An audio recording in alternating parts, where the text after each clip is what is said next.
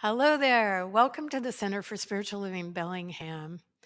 My gratitude today goes to the people of the Salish Sea who for millennia walked these lands, tended these lands, and I'm grateful for their presence still in our lives and for the beautiful land that we also have the experience of being on and part of. With that in mind, let's turn you over for an opening by our music director, Amber Darlin. Well, good morning, everyone. We shall be known by the company we keep, by the ones who circle around to tend these fires. We shall be known by the ones who sow and reap the seeds of change alive from deep within the earth. It is time now, it is time now that we thrive. It is time we lead ourselves into the well. It is time now, and what a time to be alive. In this great turning we shall learn to lead in love. In this great turning we shall learn to lead in love. We shall be known by the company we keep, by the ones who circle round to tend these fires. We shall be known by the company we keep, by the ones who circle around to tend these fires. We shall be known by the ones who sow and reap the seeds of change alive from deep within the earth. It is time now, it is time now that we thrive. It is time we lead ourselves into the well. It is time now, and what a time to be alive. In this great turning we shall learn to lead in love. In this great turning we shall learn to lead in love. Let's sing It Is Time one more time together. It is time now, it is time now that we thrive. It is time we lead ourselves into the well. It is time now, and what a time to be alive. In this great turning we shall learn to lead in love. In this great turning we shall learn to lead in love. In this great turning we shall learn to lead in love. All right, well, good morning, everybody. Welcome to the Center for Spiritual Living here in Bellingham. And I know there are folks who are actually up at our center today. I'm very excited to get back there soon. And those of you who are tuned in on social media, go ahead and say hello to this wonderful spiritual community. Let's sing My Soul is Welcome Here.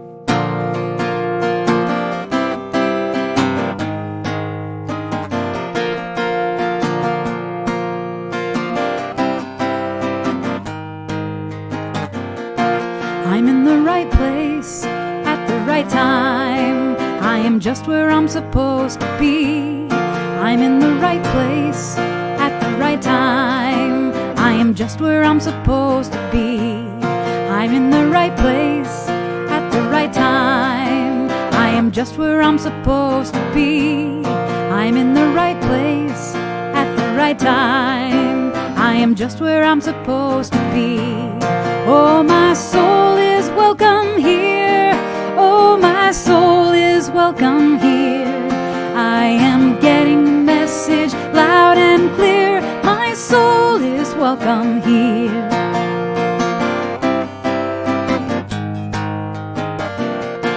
I'm in the right place at the right time. I am just where I'm supposed to be. I'm in the right place at the right time. I am just where I'm supposed to be. Oh, my soul is is welcome here. Oh, my soul is welcome here. I am getting the message loud and clear. My soul is welcome here. Oh, my soul is welcome here. Oh, my soul is welcome here. I am getting the message loud and clear. My soul is welcome here. I am getting the message loud and clear. My soul is welcome here. My soul is welcome here. My soul is welcome here. My soul is welcome here. My soul is welcome here. My soul is welcome here. My soul is welcome here.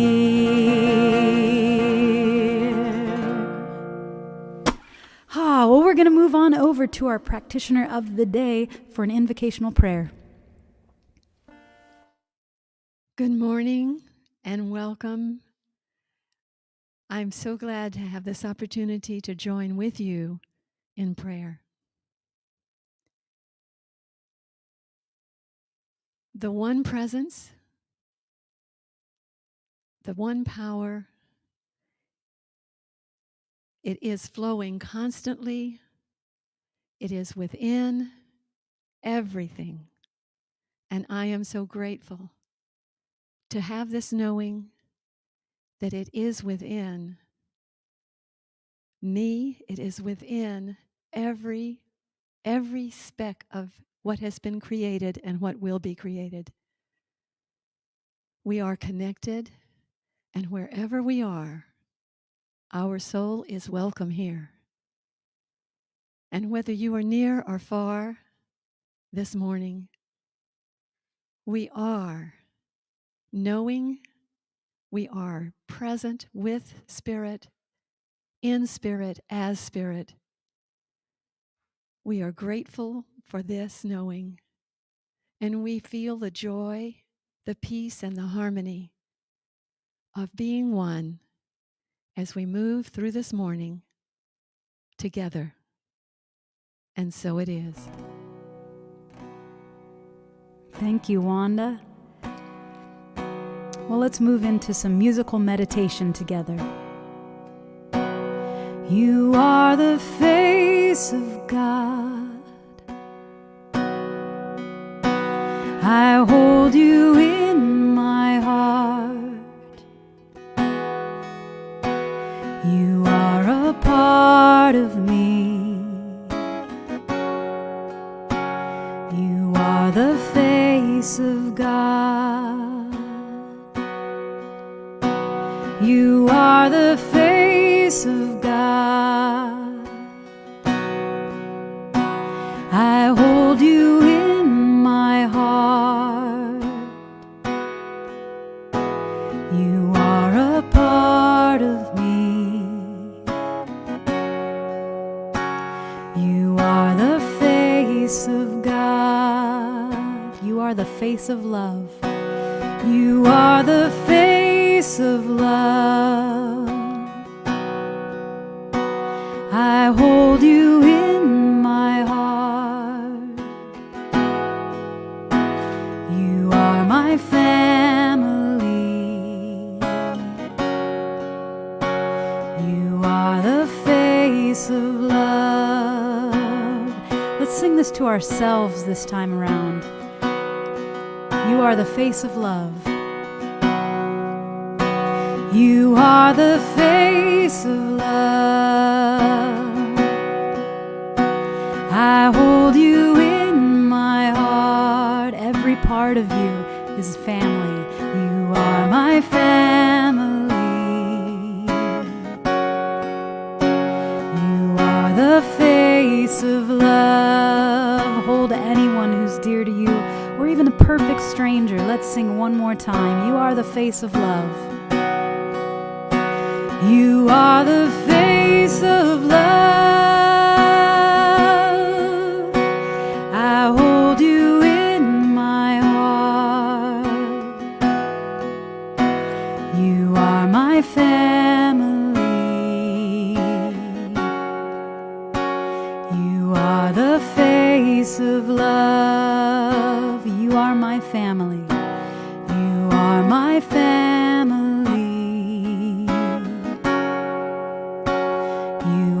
the face of love.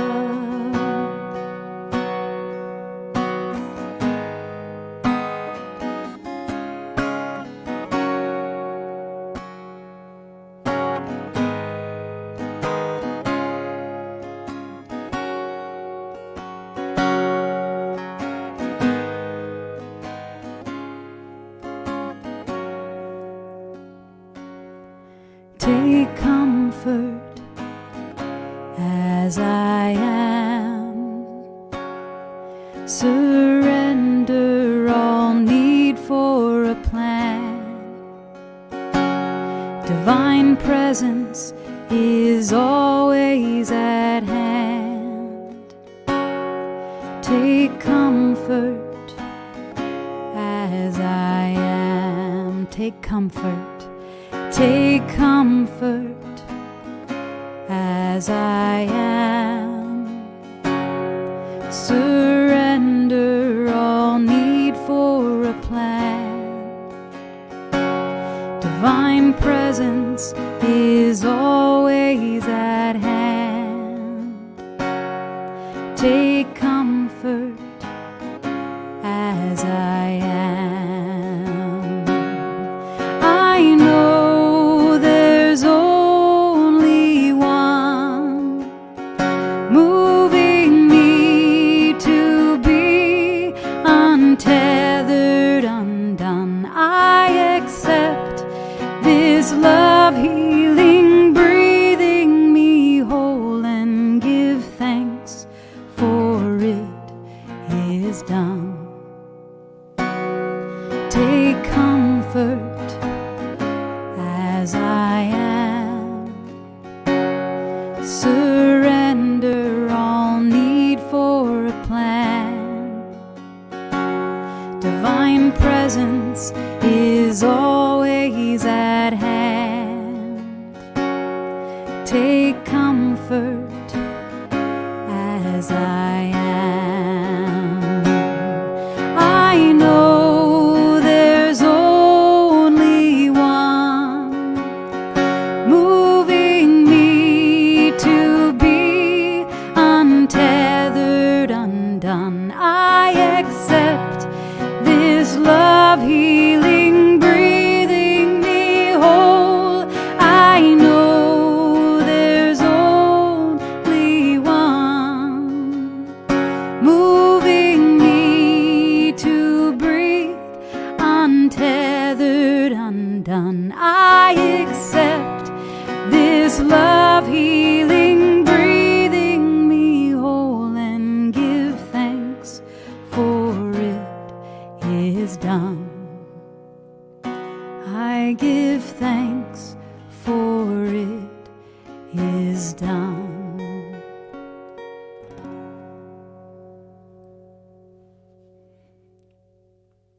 Well, here we are. Thank you, Amber. Thank you, Wanda. The divine presence is partially what I'm going to talk about today. We're in a new month, and the theme for the year is on the brink of everything. And the theme for the month is gravity and grace. And it has to do with looking deeply at how it's been. You know, there's a lot going on now where people are asking for people to reflect on pandemic lessons they may have learned.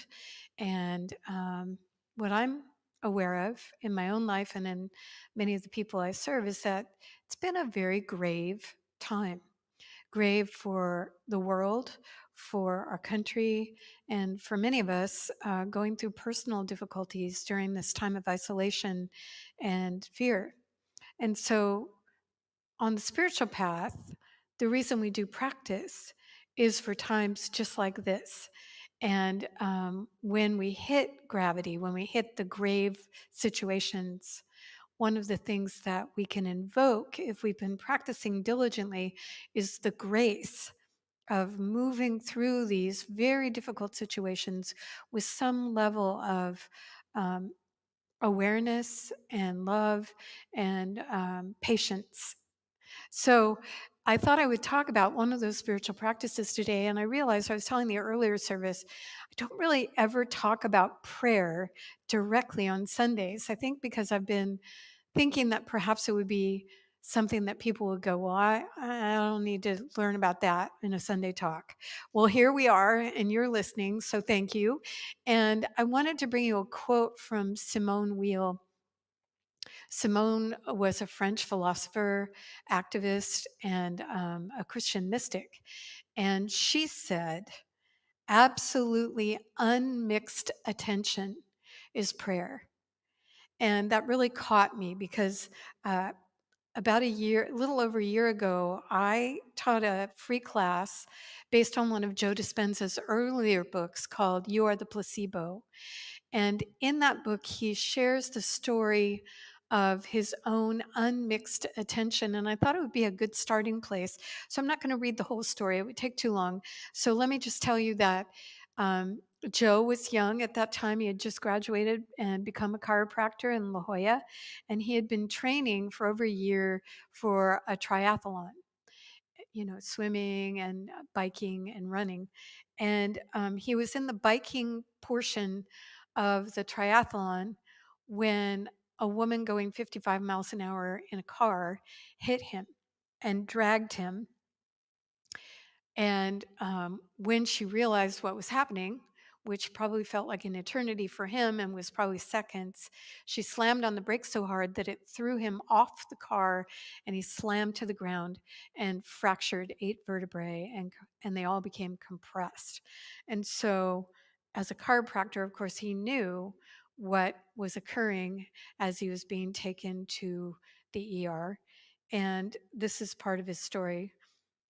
As if I were in a bad dream gone rogue, I woke up the next morning with a host of neurological symptoms, including several different types of pain, varying degrees of numbness, tingling, and some loss of feeling in my legs, and some sobering difficulties in controlling my movements. So, after I'd had all the blood tests, x rays, CAT scans, and MRIs at the hospital, the orthopedic surgeon showed me the results and somberly delivered the news. In order to contain the bone fragments that were now on my spinal cord, I needed surgery to implant a Harrington rod. That would mean cutting out the back parts of the vertebrae from 2 or 3 sections above and below the fractures, and then screwing and clamping two 12-inch stainless steel rods along both sides of my spinal column. Skip, skip, skip. Um, he said, if I did that, I would at least have a chance to walk again. And even so, I would probably still be somewhat disabled and live with chronic pain the rest of my life. Needless to say, I didn't like that option, says Joe. If I chose not to have the surgery, paralysis seemed certain. The best neurologist in the Palm Springs area, who concurred with the first surgeon's opinion, told me that he knew of no other patient in the United States in my condition who had refused the Harrington rod. So, skipping a little bit, so he was transferred to a hospital in La Jolla. He got more opinions, and he says, maybe because I was just young and bold at that time in my life, but I decided against the medical model and the expert recommendations. I believe that there's an intelligence, an invisible consciousness within each of us that's the giver of life. It supports, maintains, protects, and heals us every moment. It creates almost 100 trillion specialized cells, starting with only 2. It keeps our hearts beating hundreds of thousands of times per day, and it can organize hundreds of thousands of chemical reactions in a single cell in every second, among many other amazing functions. I reasoned at the time that if this intelligence was real, and if it willfully, mindfully, and lovingly demonstrated such amazing abilities, maybe I could take my attention off my external world and begin to go within and connect with it to develop a relationship with it. So he did that. Um, and so he said, first, every day I would put all my conscious attention on this intelligence within me and give it a plan, a template, a vision with very specific orders. And then I would surrender my healing to this greater mind that has unlimited power, allowing it to do the healing for me. So, against the advice of my medical team, I left the hospital in an ambulance and he began. I decided that I would begin every day reconstructing my spine vertebrae by vertebrae in my mind, and I would show this consciousness, if it was paying attention to my efforts, what I wanted. I knew that it would demand my absolute presence, sort of like Simone Weil's absolutely unmixed attention. So he began to do that, and he says, for 2 hours twice a day, I went within and began creating a picture of my intended result, a totally healed spine. Of course, I became aware instantly of how unconscious and unfocused I was. It's ironic. I realized back then that when crisis or trauma occurs, we spend too much of our attention and energy thinking about what we don't want instead of what we do want.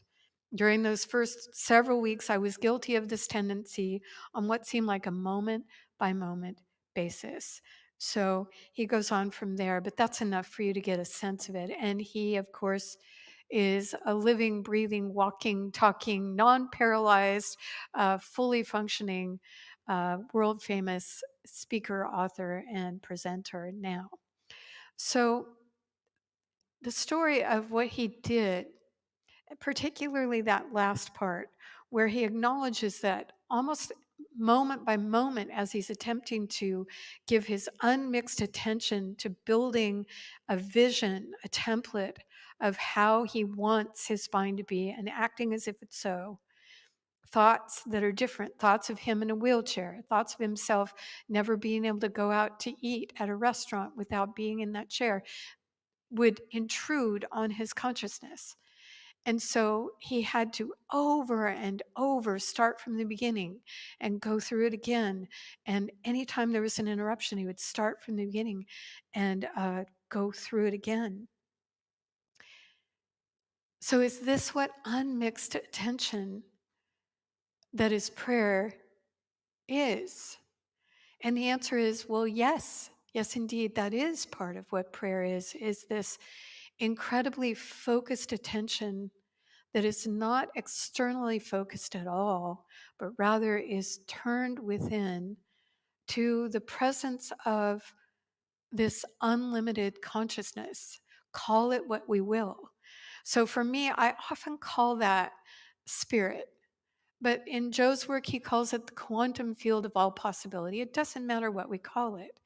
What is true in our tradition is that there is an indwelling spirit or presence, a quantum knowing, a divine consciousness that is present with us, not far away, not out there somewhere solely, although it's everywhere present, but like a hologram is also pinpointed with all of its energy, all of its possibility, all of its magnificent knowingness and creativity. It's pinpointed within us.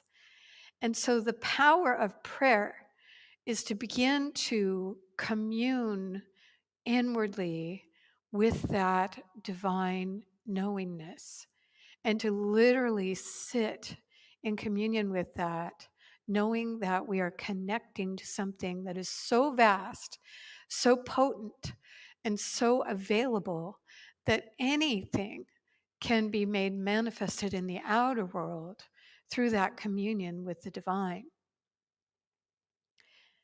That's not how most people relate to the divine. At least in my world, in the circle of people beyond this center and like minded others, most of the people that I encounter are thinking of God as a distant deity that is gendered, that created the world and then went, okay, you're on your own. And every once in a while, when we pray to it, wherever it is, typically in heaven, then maybe if we're good enough, strong enough in our faith, maybe that prayer might possibly be answered. Maybe. And that's where I was before I found the Science of Mind teaching. I'll be honest. I was very, very spiritual, even as a young child, but I was trained in the tradition where God was distant. And if I got lucky, if I hit the prayer lottery, my prayer would be answered. Fortunately for me, most of the time they weren't, because in those days, being young, I was praying for a lot of things that now looking back, I'm grateful I didn't have. That pony that all of us wanted when we were little. I'm really glad I never got that, honestly. I mean, you horse people, I hope you did. Um, so, so back to prayer and presence and grace in times of gravity. You know, what's happened for me, and I suspect if you're listening, it's probably happening for you as well, is that those long distant times ago when I believed that God was a deity that was gendered, that was apart from me, has evolved over time.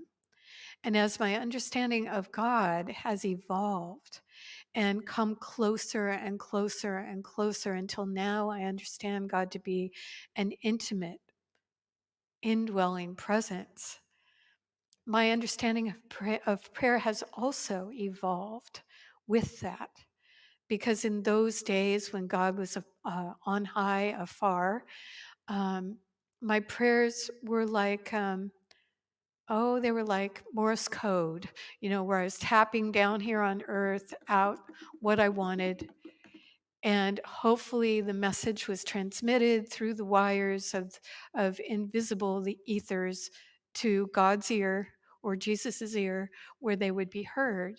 And as I began to evolve in my understanding that actually the divine is a loving, powerfully creative intelligence within me and around me, my prayers started coming closer and closer and closer to my heart, where the kingdom of heaven uh, resides, according to that master teacher Jesus. So as I embodied that, as I began to really take that in and believe it, because it's one thing to know it intellectually, and it's another thing to actually feel it and believe it. The grace of having this communion with a vast intelligence and love that has no limit began to permeate my prayers. And my prayers changed. So it wasn't that I stopped praying for outer things to occur. No, I still do that from time to time. But what began to become clear to me was that the outer world is truly a manifestation of the communion that I was conducting every day with the presence within, and that my world continued to evolve and to shape itself around that communion. And so, as I began to dive deep into what love and peace and kindness and compassion and beauty and joy and all the attributes of this indwelling presence holds, I began to be more and more inhabited by those expressions, and they began to show up in my outer world as well. And this is a dramatic and life changing shift in perception that can be accomplished through prayer as a communion between the personality self and the indwelling, knowing, and unlimited creativity of the one. I was telling the earlier service, my sweet husband Joe was watching a TED Talk by a woman named Sue Berry. It's on YouTube if you want to watch it, and it's called Fixing My Gaze, I think is what it's called. And Sue, was born without depth perception in her vision. And so in that TED Talk, she talks about training herself with a string and two beads that she would hold out like this. And in the talk, you see her doing it, training her eyes over and over, just like Joe, training his body to respond to the intelligence within. And she was driving one day when all of a sudden her world shifted because all of a sudden depth perception became a reality. Something that she'd been practicing became the way for her. And it was so startling that she was completely shaken up as she was driving, because all of a sudden the world, you can imagine, that was two-dimensional now became three-dimensional. And everything was different. And the same thing happened for me and happens for anyone, I think, who is able to pay attention to that indwelling presence and give it unmixed attention. Now, how would you do that? I'm not going to tell you how, but we have 2 workshops coming up in May that you may want to tune into that'll go through the mechanics and also some of the theory. But what I will say is that even just your heartfelt intention to spend undivided attention with the inner space of the divine will reap tremendous perceptual rewards. The world will not be the same. As I was preparing my talk today, I was thinking about my favorite poet, which is Mary Oliver. And one of her most famous poems is A Summer's Day, which I'm not going to recite the whole thing, but there's a line in there where she says, I don't know what prayer is, but I do know how to pay attention, how to lie down in the grass, how to kneel down in the grass. And you see, she had it. She had it. In another one of her very brief poems called Instructions for Life, she says, pay attention, be astonished, and tell about it. You know? And so this paying attention is part of how we can engage with the spiritual presence within us and invoke it, invite it through our undivided, unmixed attention prayer, in other words, to take the shape of what our deepest heart desirings are. So I'm going to do a prayer now. And in our tradition, often we do prayer for ourselves, knowing that the prayer as we're doing it for ourselves is also available in the mind of the beloved one to you, to all of us. And so if you'd like this prayer for yourself, all you have to do is when I talk about myself, say yes for you. All right. And so this prayer is for the expression of our heart's desirings.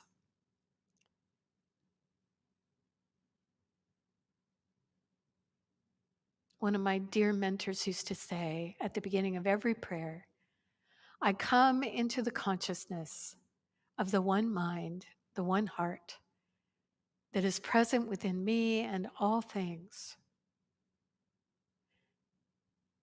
And as I come into that awareness of the one within, I recognize that I am not apart from that one, but I am squarely seated in the heart of hearts of that one in me.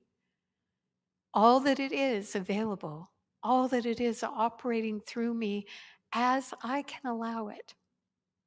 That's the only stopper. That's the only portal that determines the flow, is my ability to accept the operation of this one in my affairs. So with the largest portal I can imagine in heart and mind, I open myself to my deepest heart's desirings.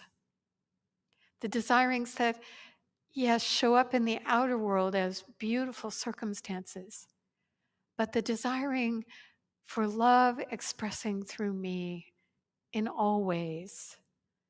The desiring for that love to move out from me to heal and lift and be a bridge over troubled waters for those who need it.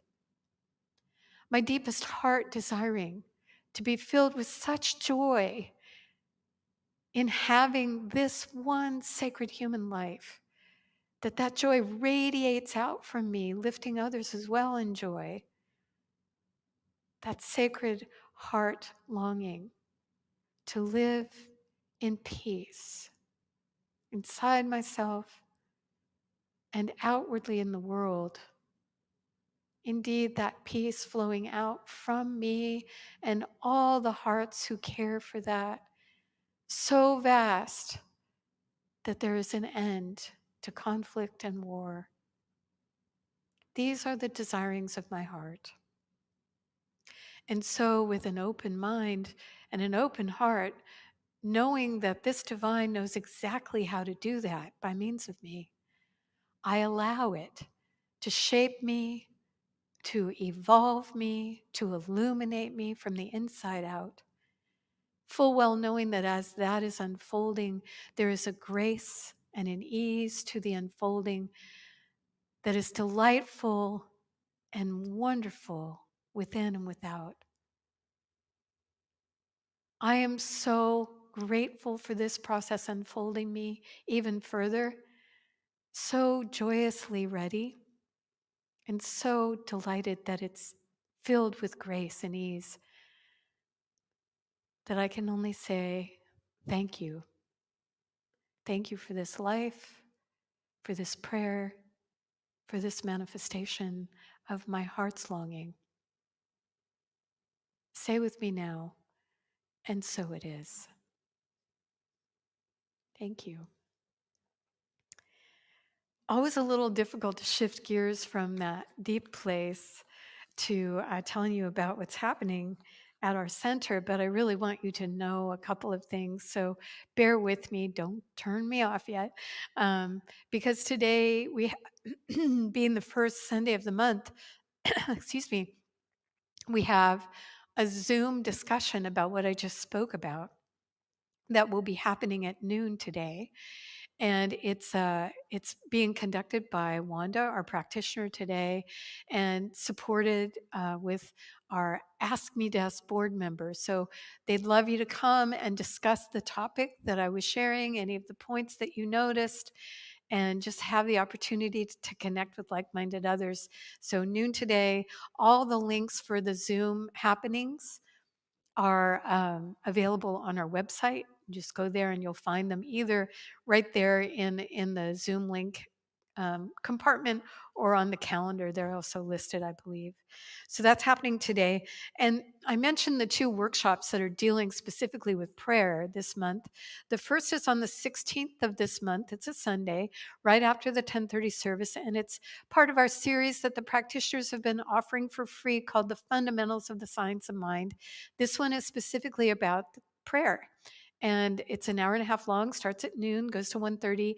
Very interactive, so you'll be probably placed in a breakout group. There's time for Q&A. It's really a lovely thing to be a part of. And then the following Sunday, the 23rd of May, same time, same place, Zoom room, 12 to 1:30. There's actually going to be a teaching about the steps of affirmative prayer that are taught in every center for spiritual living in the world. And we'd love you to have those steps so that, like a recipe, you have something to follow to learn and guide yourself into that unmixed attention that is prayer. So those are happening. And then we have a couple of other things. I'm actually finally re-energized in an art form that I absolutely love called Soul Collage. And I'm offering it here locally. So if you're from afar, um, apologies, but we're going to do this in person. And it's on Wednesday, the 26th of May, from 4 to 6. And it's an opportunity to allow pandemic revelations from the psyche, our innermost knowing, the place of connection with the divine, to come through the images that we create this collage with. You're welcome to come to that if you would like. And I'm also teaching a brand new class starting in June. It's called The 15 Commitments of Conscious Leadership. It's based on the book by that name. You can buy that book on Amazon. It's an incredible book that was put together to assist CEOs and business professionals in leading their organizations or their businesses in making commitments for themselves that will up-level the organizations and businesses into a very profound integrity.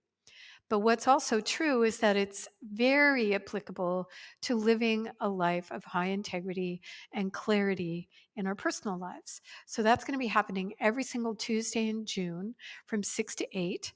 And you're more than welcome to come. You need to register to get the Zoom link for that one.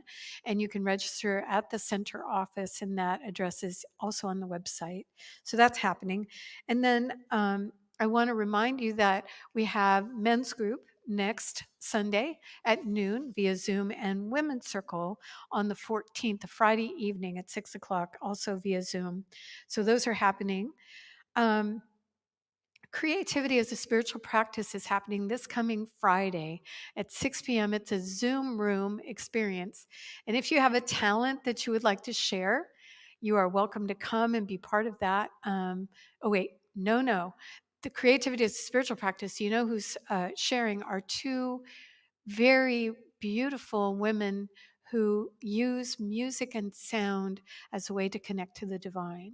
And so they're going to be speaking about that connection and how their musical practice is a spiritual practice. And then you'll have an opportunity to discuss that and talk about what it's like in your own life. What I was remembering was we also have an open mic, and that's where your talents are being requested. That's going to be on the 21st of May. It's a Zoom experience, and people are bringing their poetry, maybe a talent that they have that they'd like to share. And you don't have to be one of the people offering the talent. You could also just come and be audience for these beautiful souls who are courageously offering what they have into that Zoom room. So think about attending. All of this is available on our website. One thing that you won't see there just yet that I wanted to make sure you knew about was as we are preparing, and we've already started to have the 9:30 service in person, and soon we'll be offering the same thing for the 10:30 service. This whole year and a half, our sound and our live streaming has been offered by two deeply committed people to you. They're committed to you, to me, and to our center, and they need respite. They need help. So we're looking for people near and far who might be able to help in two different ways. The live streaming actually is a software program that can be operated from your home as long as you have a very stable internet connection. And we're looking for people to help with live streaming so that they can have a break. But we also need people in person who live here locally that would be willing to come and help manage the sound that you're hearing right now, and also be here at 9:30 to be part of the 9:30 sound experience. So we're really asking you, if you have the availability for either of these volunteer positions, we would love you to step in and help us.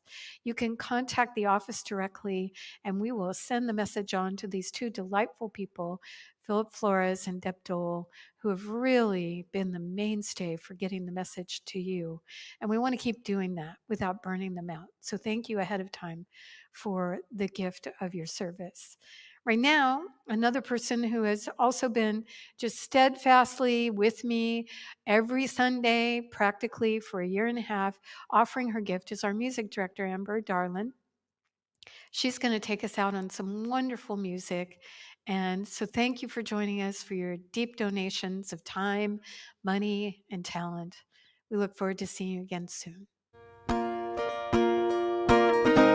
All right, well, let's go ahead and sing out into this glorious day. We give thanks.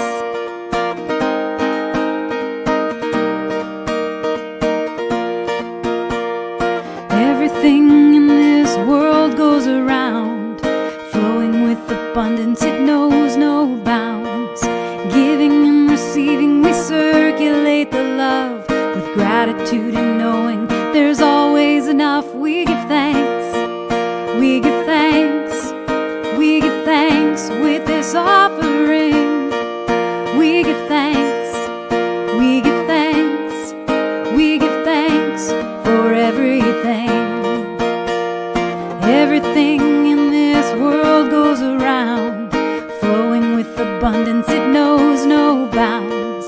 Giving and receiving, we circulate the love with gratitude and knowing there's always enough. We give thanks, we give thanks, we give thanks with this offering. We give thanks, we give thanks, we give thanks for everything. We give thanks, we give thanks, we give thanks, we give thanks with this offering.